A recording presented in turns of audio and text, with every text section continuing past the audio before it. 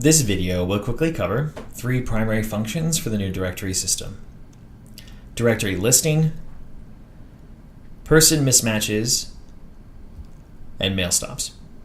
So let's start with directory listing. This is a place where you can go to edit the details of an office, person, also to add cross-references, say for name changes, kind of your primary work area.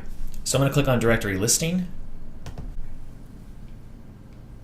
And I'm going to go ahead and search for myself. So I'm clicking parameters, which brings down the search bar.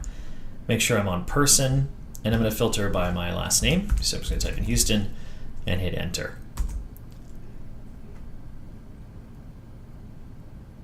All right, now that I've found myself, to edit or make any changes, simply click on the name of the person.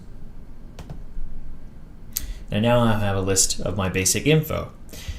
You'll notice the top bar here, this is where basically the tools for editing are. So if I hit edit, I can change the details of this entry, name, title, etc.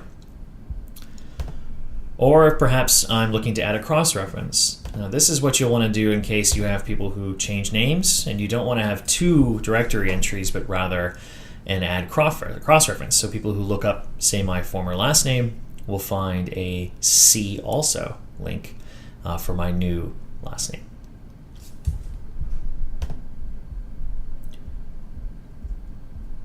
So you note at the bottom, I belong to academic computing, which is an office.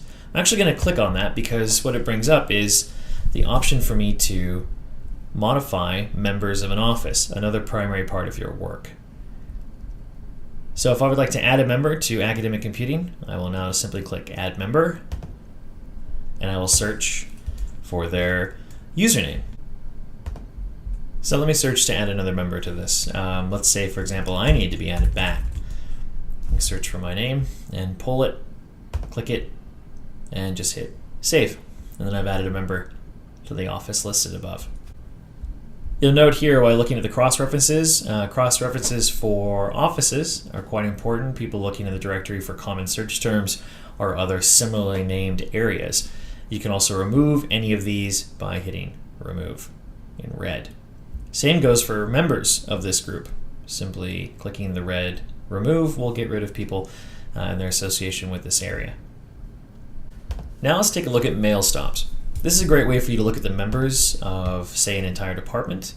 One of the easiest ones here is let's look at computing and communications. I know that we have a mail stop, quite a big one, 1616. And we'll look here, computing and communications, 55 listings under that header. And you'll notice everything associated with this mail stop. You have the facilities, the office, and also all the people. This might be helpful when looking at a group or an operation-wide list of people. Person mismatches. This report compares banner employment info along with directory information. So people missing one or the other will show up here. For example, if you have nothing under the banner columns, these two here, it means that there is no current employment record for the name listed to the right in the directory. Alternatively, if you have a banner record for a name and title, but no directory information, you would show up here as well. So either job at the college but no directory entry, or directory entry with no job at the college. This would be especially helpful for people who are making new hires and new additions to the directory. Most likely your newest hires will show up here with a banner record with no directory entry. And if I can find someone with that, say for Maddie Beatty here, I would hit add on the right hand side to add directory information. Save it, and they'll no longer show up in the person mismatch report.